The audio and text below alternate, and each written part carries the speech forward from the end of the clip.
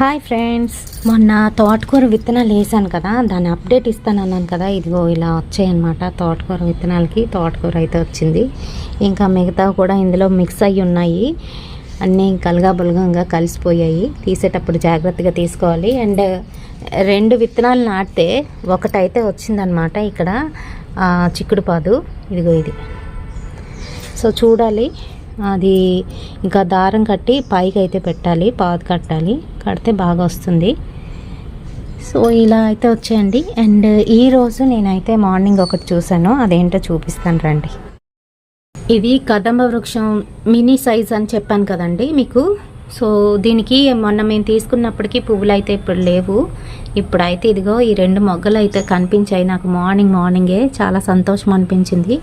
And పక్కనే ఇక్కడ అయితే చూసేసరికి బ్రహ్మకమలం ఈ పువ్వు చూపించాను కదా, మొన్న మొగ్గలాగా వచ్చింది. ఇదే ఫస్ట్ మొగ్గ అనమాట.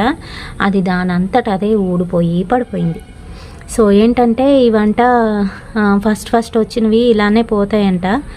కొంచెం అవి గట్టిపడే తర్వాత అప్పుడైతే బాగా వస్తాయని చెప్పారు ఒక ఆమె.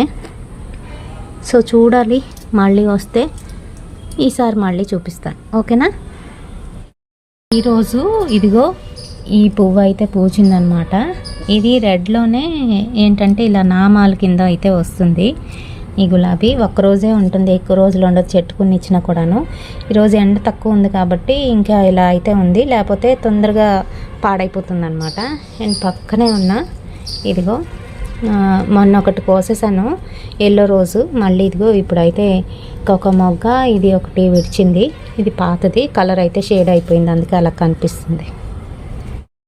అండ్ ఇక్కడున్న వైట్ రోజెస్కి అదే కొంచెం క్రీమీ కలర్లో ఉండేవి కదా, పైన చిన్న పింక్ కలర్ టెక్స్చర్తోని, అవేమో ఈ రకంగా ఫేడ్ అయిపోయి ఈ రకంగా అయిపోయాయి.